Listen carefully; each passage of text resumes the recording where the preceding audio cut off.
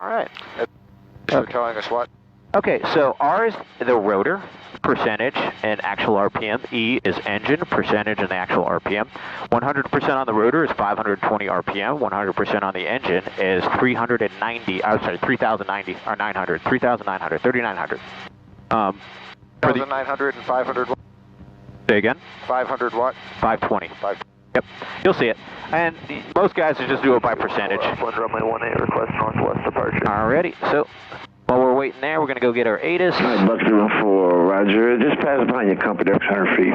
We're waiting for oil and water temperatures to come up. Use caution for bird activity at Space Coast Regional Airport. Notice airman, runway 927, NOTAM closed. Inform controls on initial contact, received information. X-ray. Number 2. Space Coast ATIS information, X-ray, observation time 1547 Zulu. Wind 130 at 5, visibility 7. Sky conditions scattered 4,000. Temperature 272.21, altimeter 3025. Runway 18 in use, suspect a visual approach. Pattern altitude is 1,000 feet. Helicopters operating west runway 18, surface is 600 feet. Feedback runway holter instructions and runway assignments. Use caution for bird activity at Space Coast Regional Airport. Notice airman, runway 927, NOTAM closed. Inform controls on initial contact, received information. X-ray. Number 2. Space Coast ATIS information, X-ray, observation time 154. All right, got information X-ray. So we're still waiting on the oil temperature, so at this point we can go ahead, do the systems check once your water temperature is up. Also, special to this airframe, the 162F, when you have the mechanical water pump, you have a thermostat. So while I was down there looking at that, I noticed that the water temperature came up to about 175, then it went back down. Yep. The thermostat opened up. You got to check that, because if the thermostat doesn't open up and you go full RPM, you can overpressurize your coolant system. You won't have the issue because you have an electric water pump, and that's controlled by the ECU to turn on and off as required. Okay? All right, so we go up, we do systems check. It's fuel 1 off over your right toe in the 162Fs. If you look down at the toe indicators down there, you got a fuel pressure gauge, you see that? Yep. Goes down and up. Check 1, then we go up, turn 2 off. The engine didn't quit. Turn it back on, right? So that's checking that at least one fuel pump is working at any one time. You leave both on it all the time? Yep, but you turn one off at a time to make sure the engine doesn't die, and you check the fuel pressure drop and rise. Ignition 1, we'll turn that off. You'll see a little bit of a drop in your engine RPM. And turn it back on. It rises back up, and then you'll turn 2 off, and you're going to see a drop as well, and then another rise when you go back on. So as long as the engine doesn't die, you know, 2 plugs, you're checking each ignition. All right, so FADEC 1, we're going to turn that off. You'll have very similar indicators. That's ECU or FADEC 1, it's out, and then when you turn it back on, amber, 2 flashes are red, the built-in test is good. 2 comes off, turn it back on, amber, 2 flashes are red, means it's good. Now if it's failing, it'll just keep flashing red, tells you. Amber is like it's throwing a code. Now, the newer ones, you'll be able to have a screen and you'll be able to identify what the codes are. Like if it's a crank sensor or a throttle position sensor, it'll tell you what that is in the system. Here, you have to download it. You got to plug it in like in your car, you know, the OBD port or whatever. It's the same thing. It's below our seats is where the plug is. Okay, so that's the systems check. Our oil temperature. Where's voltage and charge? The voltage is over there. You see that? Yep. And what are we at? Roger, have a good day. At 13 volt. So that's good. Anything over 12 tells me it's charging. There's no ammeter. But if it was less than 12, I know the battery is draining. Yeah, but you have to have, because this is FADEC, this won't run without juice. Yeah, that is correct. So if you had a complete alternator failure, you would have a limited amount of time. I think it can go down to like 6 to 8 volts. Did you only have 1 battery in it? That's correct, 1 battery, yep. So that's just that's something you have to monitor, because honestly, there's no alarm or something that tells you got low voltage. But you'll be able to tell eventually as things start dying, because your radials will probably die. The FADEC will die probably about 6 to 8 volts. So you'll have indications of a battery or an alternator failure. And, all right, so what we'll do is going to run up the engine with the throttle. Call my crossway, like 461. We'll run it up to 100%. We'll make sure that the rotor is coming up with the engine and not slipping, like the engine goes above the rotor, then we know our belts are slipping.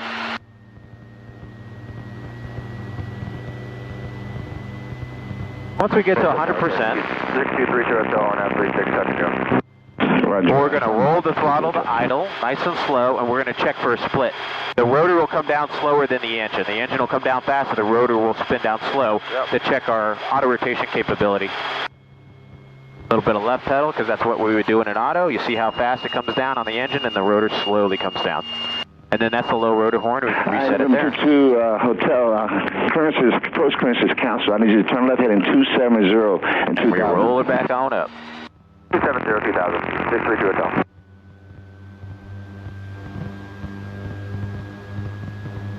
All right, Bucky, go ahead and start your right crosswind now. Report a right midfield downwind. Right crosswind, report the midfield, Bucky 461.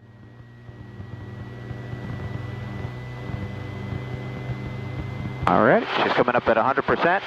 Now, if you had a governor, it'd take over at this point, and it would do it. But now I have to tweak the throttle manually to make sure it stays at 100%. For takeoff checklist, rotor RPM is 100%. Temperatures, pressures, fuel, got about 3/4 tank. We're clear on the right, center, left. I'll turn my flashing landing lights on as I'm ready to take off. And we're going to pick it off the pad, and we'll come to the left. November. Just make sure you stay clear of all the controls as we come. Runway 18 for touch and go. After you touch and go, make right traffic. Report a midfield each time on a right traffic. Touch and go to the 18, mean right traffic, down to the 18, CG and controllability are good. We're going to slide to the left. And we're hovering about 37 inches is what I suspected. And then we'll just hover here a little bit, make sure everything's good, temperatures, pressures, controllability of the aircraft feels good. Do a couple pedal turns.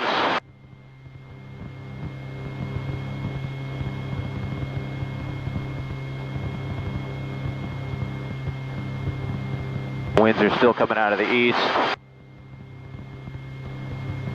Space Coast Tower, helicopter 8006 Alpha. 8006 Alpha, this is Space Coast Tower. Helicopter 8006 Alpha is at the southeast T hangar ramp information X-ray. Like a present position departure, if I could go due east with a right turn out to the west, I'll follow the power lines out at or below 500 to exit the class Delta. Okay, 06 Alpha, Roger. Stand by 1 second. There's some kind of aircraft just orbiting over the power plants out there to the east there. I'm not sure their work there, but let me know if you see him. Okay, I'm holding position, helicopter 06 Alpha. I got that aircraft in sight. Okay, if you got him in sight, go ahead and depart for the ramp at your own risk. You can make a right turn out, but just keep it southbound. I got traffic short final runway 18. I'll let you know when you can go due west. Okay, copy all. Clear departure at my own risk, and it's going to be eastbound then southbound until you tell me to go west. Helicopter 06 Alpha on the go. Space Coast Tower, 461, right downwind, runway 18. Buck 461, following traffic, short final, number 2, clear touch and go. Traffic side, following traffic, number 2, clear touch and go, runway 18, Buck 461. I like to get away from the traffic pattern because it gets busy here. Yep.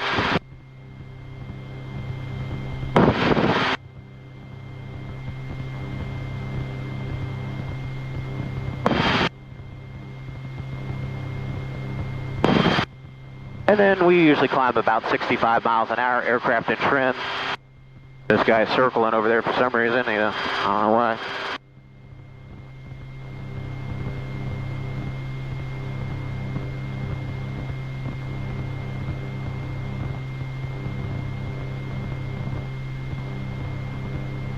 And Space Coast Tower, 865 Charlie Whiskey. Our plan is to remain over station here unless you need us elsewhere.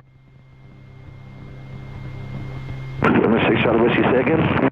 Yes, sir. Our plan is remain orbiting over station here unless you need us elsewhere for the traffic. Yeah, I'm trying to work about it right, so just do what you got to do. 65 Charlie Whiskey, thank you, sir.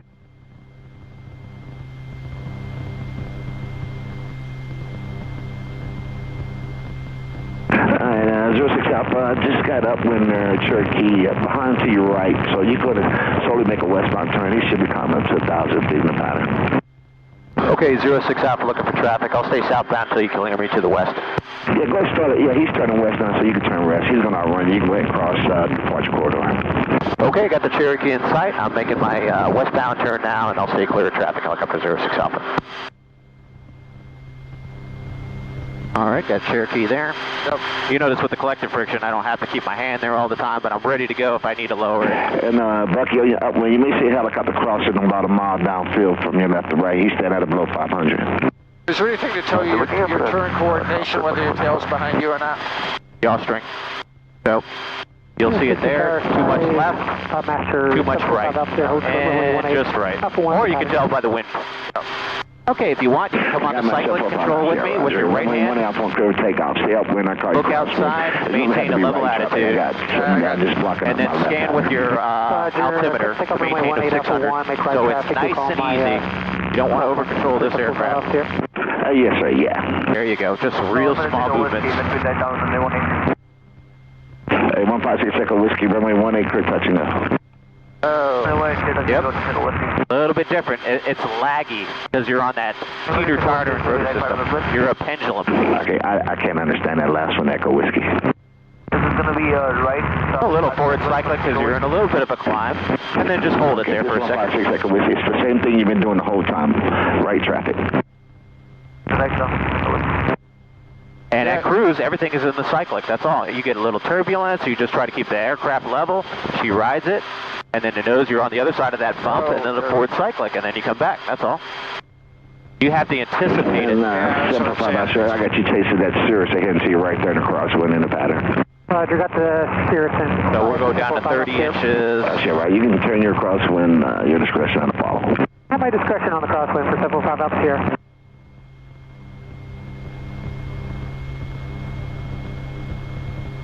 Got to anticipate it, huh? Yep, got to stay ahead of it, because if you feel the nose go up, you got to get forward cyclic, and then you're going to have to bring the cyclic back. So it's almost, you have to be ahead of the aircraft. The nose is going to come down and aft cyclic, and then back to that neutral center position. Yeah, so every input almost requires the opposite input. Right, Whoa. so right there, and then hold it, and then back to neutral. And try to be smooth about it. Don't jerk it, because it just takes time for the input to happen. So if you get jerky, it's not going to do anything, and then you're going to just be stirring the pot, as we say. I'll show up on you, number 2, runway 18, clear touch and go. After touch and go, right turn north to west. And number 2, clear touch go, and then after go, you right turn northwest, approach 41. Temperatures, pressures, everything's looking good. It takes a while to get used to it. That's Yep, for sure, it just takes time. You're not going to get it in an hour, I can guarantee you that. That's good, so you're getting better at that. You just bring that nose back to that level position, and then she'll stabilize. And usually if you got a lot of turbulence, 70 miles per hour is better. We're cruising at 85, 90 right now, so she's hauling ass. And plus we got tailwind too, so we're doing 82 knots across the ground. And we're coming out of the Delta, so I'm switching to the training frequency. Space Coast Traffic Helicopter 06 Alpha. We're at the power line, St. John's River. We're going to be going northbound, low level over to St. John's, in between power lines and 50 Space Coast Traffic. All right, I have all controls. The controls. Alrighty, so if you've seen my videos before, this is the St. John's River. We got those power lines here. And we're going to go low level here, just have a little fun, and then we'll take it to the training field. All right. So, always cross at the poles of a power line, because you can see how invisible they are. Yep. And then you just reduce the collective, throttle, we saw that bird. Yep. And then we'll come over to the right.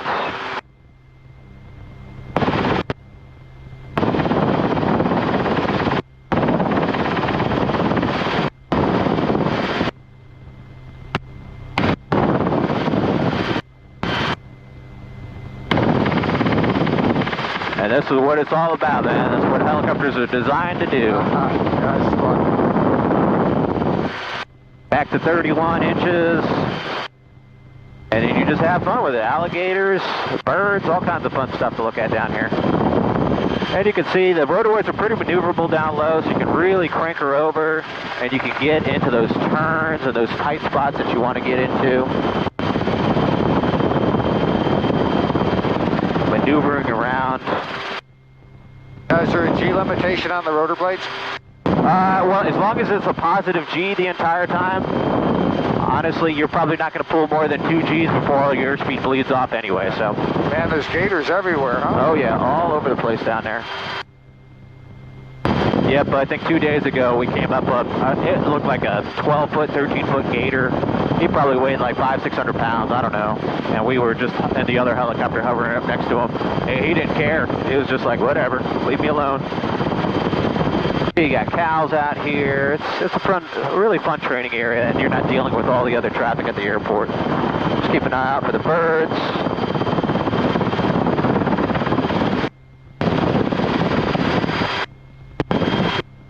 And a left turn.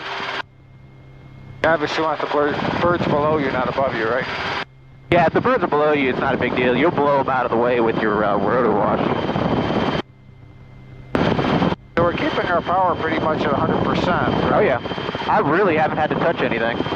I just got it there just in case I need to lower it. If we do lose the engine, we do a low-level auto, and we'll go down on one of these patches. All this water is like knee-high deep. So this is a great area to play around in, and you saw a million airboats everywhere, so. And your manifold pressure, you're running, you said we hit 37? 4 inches less than, but then that's your starting point. I want to do 70, so I went about 31 inches. So if we did 32 now, I got to squeak the throttle on to get 100%, just like in a constant speed prop. Got it. Now you got 100, 100, and 32. Now airspeed went up to 80. So just one inch change there. Alrighty, we're going to come back to our training field. We know the winds are pretty much coming from the east today. Got birds up there, clear.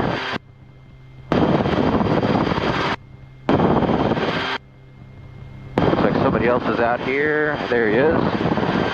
Alpha area traffic, helicopter 06 Alpha. It's doing a high recon over the strip at or below 200 feet. Traffic advisories for Alpha area. The helicopter there, but I don't know if he's operating in here. This is what we call the strip. The local flight school uses this, and I play with it as well. So a big open area. We got a windsock over there telling us where the winds are coming from. Cool. Usually we do have some cows in here, so we just got to be cautious of that. And we're going to do a high area recon, and what that is, we're just going to look at the desired landing area. I usually like to play in the south side, but it rained in here. So we got to see where the dry ground is. I'm looking for the size. Is it suitable? Right by where that cone is, looks pretty dry. All right, I'm going to make my approach path from the west to east. Takeoff path will be to the east. And then escape path, I can go left, right, forward, wherever I need to get out of there. And then you'll set yourself up for like a downwind, and then you'll land into that area. Sometimes you'll need 1 or 2 laps around the confined area that you want to land in to just make sure it's safe to land in.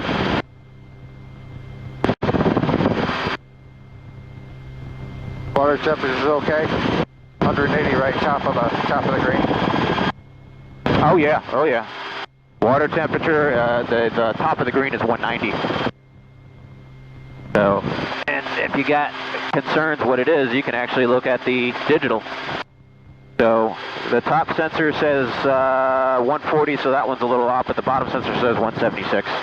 So there's 2 water temperature sensors that they compare to each other. This is the analog one.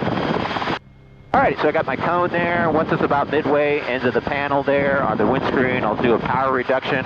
Usually about 25 initially, and aft cycling to start slowing it down.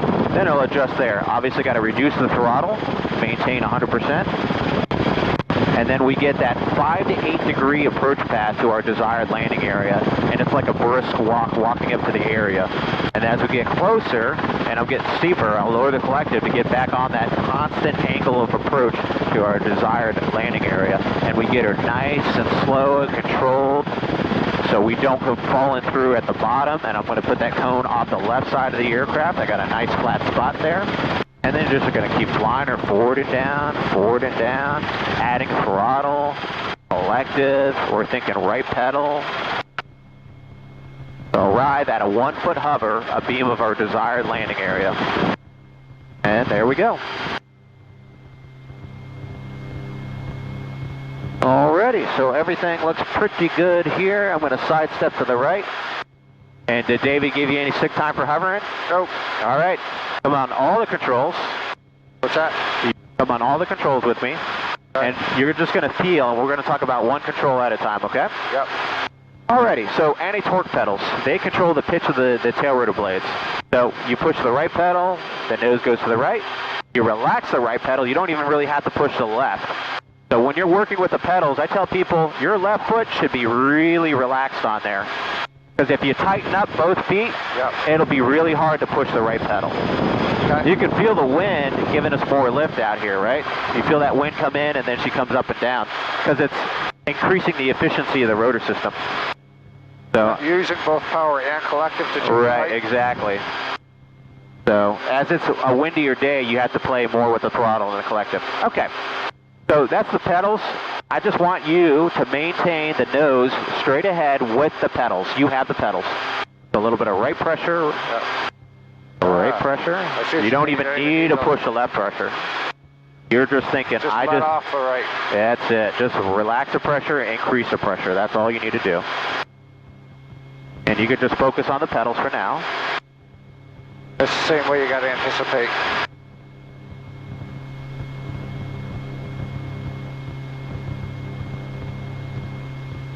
Good. Now give me 45 degrees to the right in reference to that cone. Hold that position there. And then when you're going to come back to the left, before you do it, you just relax the pressure, that's all. So go ahead and come back to the left, back facing at the cone.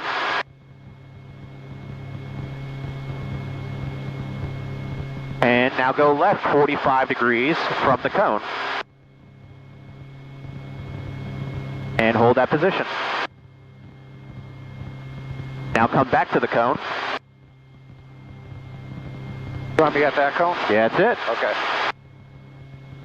So you can feel that your left foot really shouldn't be, it should just be lightly on the pedal. You almost don't need the left foot. You almost don't need the left foot. I could hover just like this all day long with my left foot down. I don't recommend that. It's just when people have problems with the pedals because they're tight on the pedals.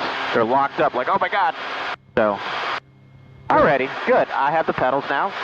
Now let's talk about the collective. Now put your left hand on the collective lever. All right, now feel what I'm doing with the collective. So now if I want to go up, I just upward pressure just a little bit like that, and then I have to correspondingly add some throttle. So if I want to keep going up, I got to increase the collective and the throttle. Now look at the power. Manifold pressure, we're pulling 39 inches, we're coming up straight up. Now if I want to go down, I can actually just initiate by rolling the throttle down a squeak. You see that? I didn't even move the collective. And then we'll get back into that 1 foot ground effect, and she'll just settle right there. I didn't even move it. So it's a pressure, counter pressure. So you kind of pressure up, and she goes up, pressure down, she goes down. Pressure up, she goes up, pressure down, she goes down. It's just a little bit. So not this much. Yeah. This is over too much. So at some point you have to add power or you'll stop. Exactly. So watch. Without adding throttle, I'm going to just go pull up in the collective and watch what happens to the rotor. Focus on the rotor gauge. No throttle. What happened to the rotor? She drooped. Yep, okay? And then if that happens and you don't have any more throttle, you just let her settle back down in the ground effect, and then the rotor comes back. But that's why you have to together add collective and throttle simultaneously. All right, I want you to keep this height. You have the collective. All right, let's go down a little bit, just to squeak down, a little bit more down, a little bit more down. Okay, hold that position. All right, let's start going up now, a little upwards pressure. A little bit more up. A little bit more up, a little bit more up. Just keep pulling until you see about 100%. There you go, now let it come on down. See that? She'll go to that 1 foot happy place where she was at. And let's come back up. And back down. There you go. You notice the difference. Some people like to want to do this, and I'm like, no, nice and easy. You see how little you have to move it. Alrighty. And let's come back up. You still have the collective. And let her settle back down. Very cool. Alrighty. Gonna come up just a tad bit, and right there. Let's see if you can squeak the throttle down, and just remember down just a little bit. Just squeak it down just a little bit. There you go, and add a little collective now, because you'll settle. There you go. Now, increase the throttle a little bit to bring the rotor RPM back up. There There you go. You notice I now had to do corresponding pedal inputs because of the torque effect. Sure. Reduce the throttle now. Increase the throttle. Increase. Whoops, wrong way. You gave yourself a hovering auto almost. Decrease the throttle. Increase the throttle. Good. Decrease the throttle. And increase the throttle. Notice when you decrease the throttle, you have to add a little up collective. And then when you increase the throttle, you have to add a little down collective. Because you're changing the lift equation. Right. As you increase the speed of the rotor system, you're increasing lift. Or if you decrease the speed of the rotor system, you're decreasing the lift. There you go. Keep rolling it on and recover that rotor RPM. But lower the collective when you're doing that, because you're going to go up. There you go. Good. I have all controls.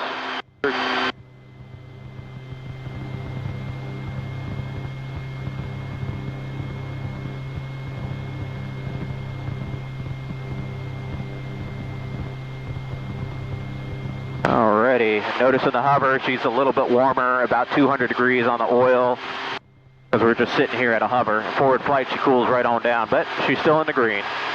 Water temperature is 179, looks good, 180, that's what we want. Alrighty, the hardest control to learn, right, is the cyclic control. Alright, so put your right hand on the cyclic and feel what I'm doing. So we talk about a neutral spot or a sweet spot. That changes depending on the CG and after we burn fuel.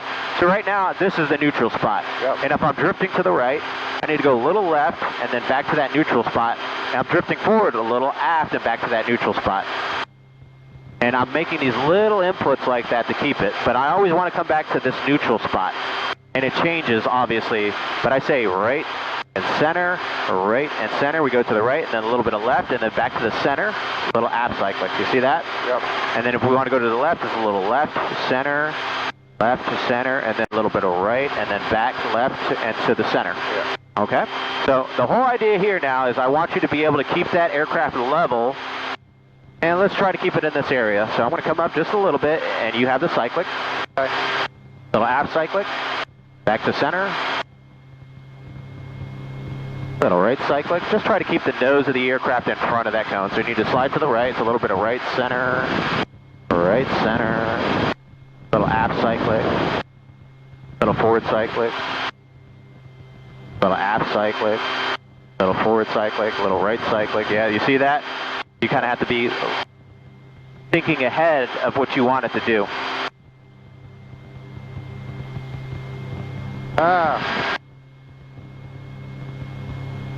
And it's a little windy today too, so some of that has to do with the wind.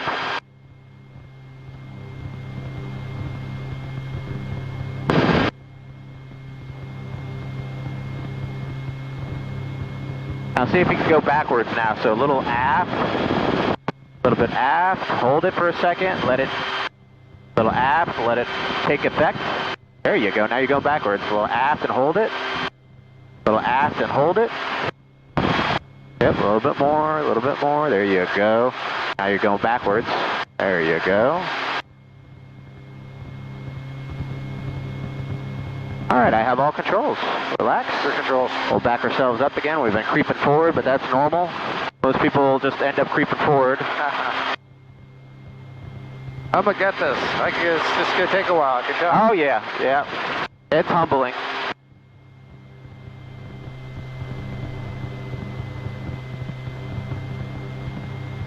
Alrighty, coming all the controls.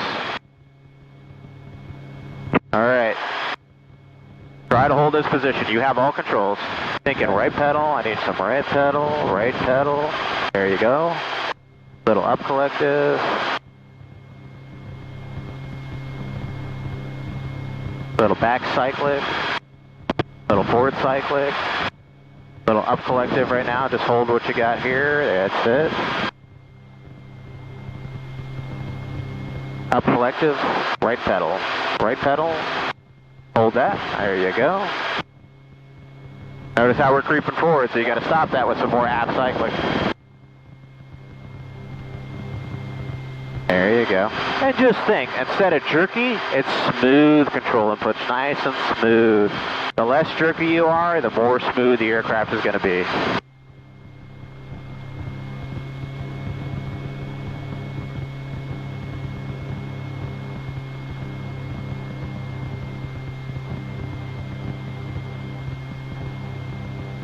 Oh.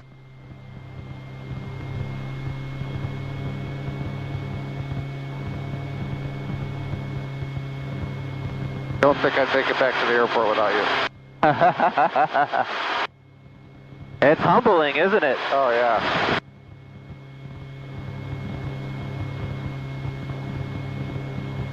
Just think, relax though. I can feel you're really tight on the cyclic right now, just like... I have all controls, but follow through with me. Yep. Feel what I'm doing. Look at my right hand. Look at my fingers. Look how smooth and relaxed I am. And you're thinking that, just nice and smooth. You're balancing a ball and a cone right now. You're thinking that, you know, the wind's going to mess with you a little bit, but you're telling the aircraft, this is what I want you to do. Do what I tell you. So you control the aircraft, don't let it control you. Yep. But it's not really hard to settle that bucking Bronco. You just got to know, I got to be nice and smooth and controlled inputs. All right, you have all controls. All controls. And thinking, relax and be smooth. That's what we're looking at.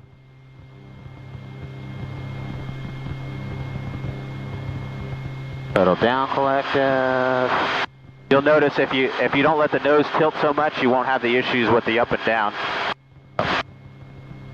So as we're getting picked up with the wind, increase our efficiency, a little down collective. There you go.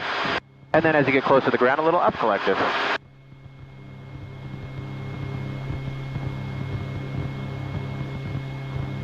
All right, let's try 90-degree right pedal turn. So push on the right pedal, point the nose to the right. Hold that position. Nice and slow, back to the left, pointing at the cone.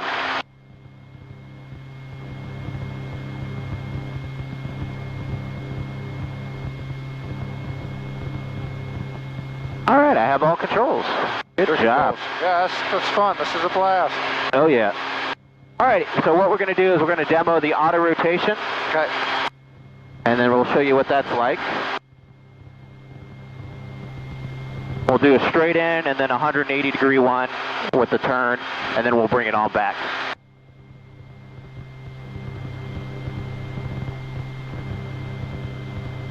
So it'll probably, realistically, just as a, well, how much time is it going to take me to do this? A lot of guys like to ask that question.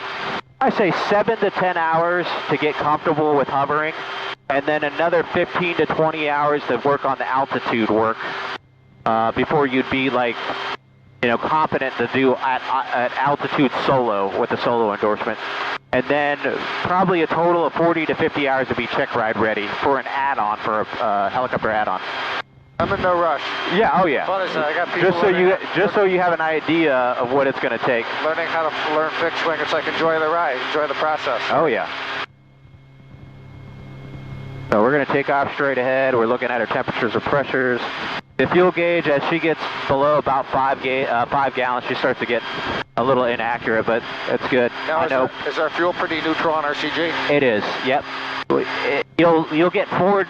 You'll start going forward on the CG as you burn fuel, but it's not too bad. So you don't need altitude to auto-rotate, you just need rotor speed, right? You could be 10 feet off the ground. You need airspeed or altitude to give its potential energy. Think of altitude and airspeed as potential energy, because if I had an engine failure, I'd just do a left turn right into that field and we'd be fine. So as long as I got about 60 miles an hour at 100 feet, I can auto-rotate this thing all day long. So what's your danger zone? The danger? Where you can't auto-rotate. Is there a zone? On takeoff. On takeoff. So you got that critical area that you're trying to accelerate to get yourself at least 50 to 60 miles an hour to have airspeed to build up rotor RPM as you flare to arrest your descent rate. But we're taking off at 100%. Exactly, but if you lose the engine, you'll lose that RPM almost instantly. Because think about it, your collective's up, you lose the engine, and now you have to lower the collective, but now you have no altitude or airspeed to build up the rotor. So that's why you're staying low and going forward. Yes, you don't go straight up because it's your highest risk. You could do it, but you got to take the in account that it's the most highest risk maneuver to do. Yeah. So at what altitude with no forward airspeed are you safe for auto rotation? I would say above 500 feet. So if you want to see that, I can do that now, but we'll just do it straight in first, and then I'll show you. Yeah, I can demo that for you. It's not a big deal. So the landing area is low on the instrument pod, right about there. So I'm going to just lower the collective nice and smooth. Idle, check up on the rotor system. And now we're about 70 miles an hour. So if I want to increase the rotor RPM, I'll lower the collective a little bit. You see that? It starts coming up, 101, 102. I'm going to be a little long, so guess what? I'm going to trade a little airspeed. And we're going to come down a little bit more vertical. Now I'm going to get some airspeed on her. You see my landing area is the cone. Now we got 60 miles an hour. We'll stretch that glide just a tad bit here. Landing area is assured. We'll start a cyclic flare at about 35 feet level. Start bringing that throttle on. And then we would cushion with the remaining rotor RPM to a touchdown just like that. Okay. Obviously in training, we always bring the engine back down. So you're not disconnecting though, right? We were disconnected back there the whole time until I started bringing the engine back up. How'd you disconnect? You don't disconnect. The drag clutch disconnects for you automatically. Okay. So, and then it's reconnecting with centrifugal force to re-engage it. That's what your freewheeling unit or sprag clutch is doing for you. Okay, so you can see how docile it is. But I did it smoothly. Now, if you had a throttle chop, you'll see the engine come down really fast and the rotor starts decaying very quickly. You have about 2 seconds to get that collective down because you'll be in the the low 90s. And if you get really low, like 85%, you'll never get it back. Can't recover it. You'll never recover. So temperatures, pressures, rotor RPM's 100%. We're burned about 6 gallons. We're good on the fuel. So the critical maneuver is getting the cyclic off. The collective down. Collective down. If you don't get the collective down in a timely manner, you're dead meat. So that's, when I say get it down, all the way down, and then you up collective to keep it from overspeeding. Power off range is up to 110%. So I'm getting that airspeed on. I got 35 inches. And then once I get to my airspeed of 65 miles an hour, she'll just climb a good 500 feet per minute with low power. We're not pulling a lot of power in there. Alrighty, so we're going to just climb in this direction and then we'll do a 180 and then we'll bring it on back. And you always want to try it be into the wind, right? Auto rotation? Yes, into the wind, just like in a fixed wing, you want to land into the wind. Add a little bit more power.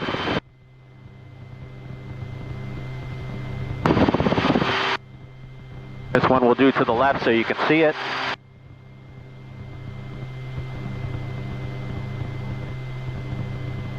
I got a good buddy I'll bring down. He flies A-stars for U.S. Customs. Good, yeah. You guys have a blast. What's his name? Jason Harrell. Oh, Jason Harold, okay. I know a guy named Don Baker that works there in St. Augustine. Yeah, he'd know him for sure. He flies A-stars and he flies the King Air. Oh, yeah, Don does the same thing. I knew Don from the National Guard. And they chase around in a 206 sometimes, too. Yeah, that's cool. All right, we got our landing area there. Here it comes. It's going to come fast in 3, 2, 1. Lower the collective. Aft cyclic, left pedal. Check up on the rotor system. We're going to get into that wind because it's going to blow us away. Are we going to make it? I don't think so. We're going to be a little short. We'll see. Can we make it? We got it. So we're going to do our up cyclic, level, settle, add the throttle, and then we would have settled right down and done a touchdown auto rotation there. So as soon as I started bringing the throttle in, that's why she floated there. But as you can see, so when you demonstrate on your check ride, though, do you add the throttle back or you're not allowed to? You do. Oh, yeah. The Rotorways and even certified machines, you won't do a touchdown auto until you go to the instructor level. So I had to demonstrate years ago to do a touchdown auto. I did it in the Schweitzer 300. You always will be doing a power recovery on your check ride. So is the argument that you're close enough that you're not going to kill yourself anyway if you can do it there? Right. So the last 10 feet there, you know you're slow enough and you've got a steady enough descent rate that you know as you pull up in the collective, you would be fine. I will do a demo touchdown auto during your training. We'll do 1 or 2 of those to show you, and I've got videos that I'm on my YouTube channel too. This is not a certified machine, and bouncing it on the skids is just going to add fatigue, and eventually you're going to break landing gear. So this is not designed for repeat touchdown autos, but if you do it every once in a blue moon, it's not going to hurt anything. So there we go. That'll round us out. We got about 45 minutes. That's good. All good. We'll be at an hour by the time we get back. So, already. Temperatures, pressure's good. Fuel. So now that I know I burned 7, I know about 5 gallons on board, even though the gauge is pretty off when it gets down towards the last quarter tank. That's adjustable, but these capacitive fuel sensors, the probes, are a pain in the ass when they get low. You didn't increase throttle at all just by pulling the collective, your manifold pressure went up. I did add some throttle there. So we'll do a vertical takeoff and I'll show you what I'm talking about here. So this is a very critical area to be in right now if we lost the engine. We would be coming straight down with no airspeed to arrest the rate of descent. Right. So when you get out of that confined area, you get that nose forward, get that airspeed on, and once I got 50, I got auto rotation capability down low now. Because now I got airspeed to do the cyclic flare, just arrest the descent rate. Right. So you could be at 50 feet at 70 miles an hour and auto rotate just fine, because we'd just be flaring, level the nose off, and touch down. Alrighty, so they're landing, basically I'm just going to act to land straight to the east there. Alright, awesome. So that'll work out pretty good. Alright, so we'll go to tower, and we're going to go to ATIS. 3085, visibility 7, sky conditions scattered 4,000, temperature 27, dew point 21, altimeter 3025. Runway 18 in use, suspect a visual approach, pattern altitude is 1,000 feet. Helicopter is operating west runway 18, surface to 600 feet. Back runway, hold turn instructions and runway assignments. Use caution for bird activity at Space Coast Regional Airport. Notice airman, runway 927, node closed. Inform controls on initial contact, received information, X-ray number 2.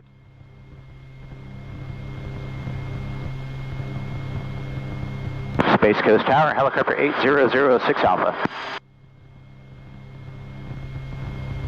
November 8006 Alpha, Space Coast. Helicopter 8006 Alpha, about 5.2 miles due west of the airfield at 500 feet. Inbound with X-ray. If I could, I'd like to get a straight in for the southeast T hangar ramp landing to the east. 06 Alpha, roger. Just report across the interstate. There is traffic in the pattern runway 18. Just report across the interstate. Report crossing the interstate, and I'll keep her at or below 500. Helicopter 06 Alpha. Okay, so I'm going to set the manifold pressure. We'll do, since we got a headwind, 29 inches and we're lighter. A little squeak off on the throttle to keep her about 100%. Notice how I just moved the throttle, the manifold pressure came down. So now I had to readjust that. Just chattering away there. I got you. And now we're about 100, 100.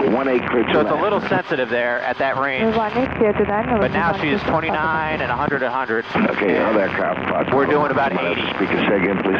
So with the governors, you add collective, it's going to It does it automatically, so the governor is going to alleviate that. I still train guys to fly manually, like David, because you got to be able to use that skill if you lose the governor. Alright, you can come on to cyclic with me and just maintain about 500 feet.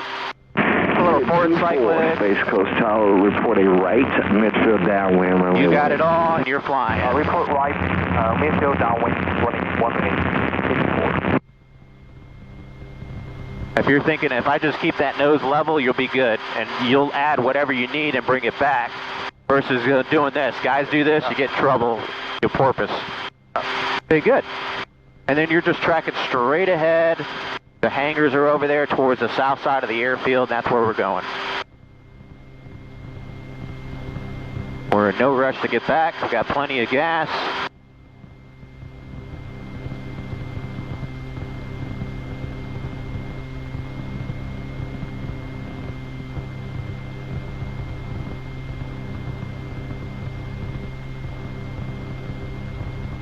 It's just kind of like the hovering coming back to the neutral place, right? Exactly. But it'll vary depending on how fast you're going. And your attitude will vary too, because the faster you go, the nose attitude will get lower and lower because you're tilting that rotor system to thrust you forward through the air. So we're a little high, so I'm going to help you out, a little forward cyclic, and we're just going to do a little cyclic dive down back to 500. So you notice how I'm holding it forward for you? Yep. Airspeed's going to build a little bit.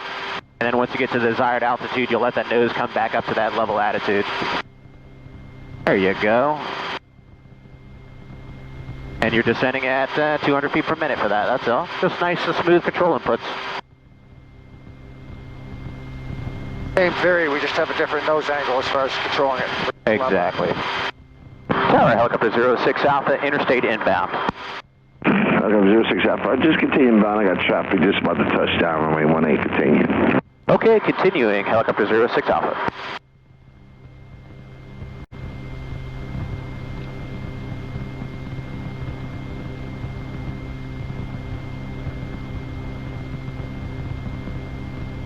go. Papa Tango is landing. Alrighty. There's somebody 2,200 feet above us. I love this ADS-B. 2 Papa Tango, just turn left on Bravo and contact ground. Turn left on Bravo and contact ground. Runway 126 Papa Tango. Alright, 06 Alpha, landing at the ramp will be at your own risk. The winds are currently 120 at 12. Okay, landing at the southeast T hangar to the east at my own risk, helicopter 06 Alpha. Alright, I have all controls. Take Your controls. 4. I love it. You're always landing at your own risk. Right downwind. What's that? You're always landing at your own risk. 24, That runway is true, but he 18. can't guarantee the clearance of the ramp. That's why he's got to say that. Clear to land. It's like for the lawyers. Yeah.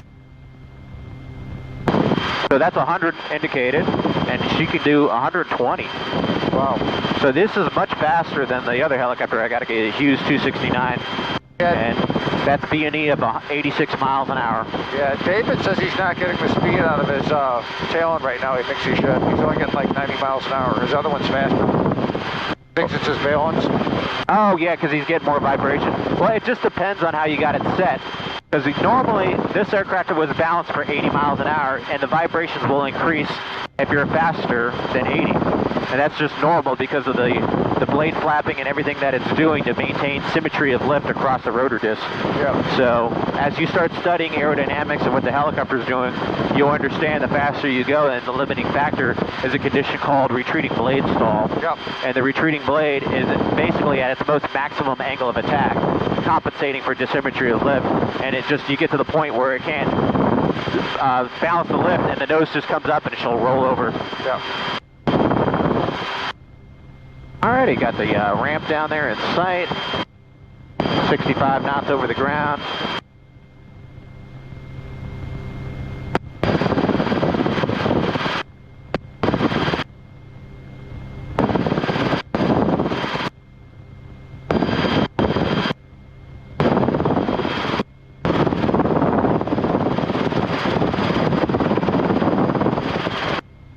And we'll start initiating our approach.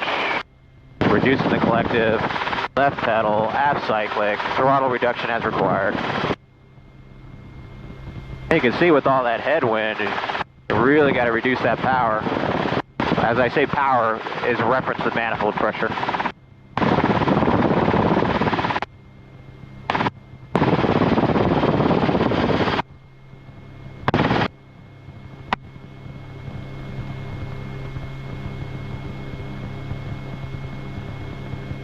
This is the hardest thing to do, landing out of that dolly. I bet.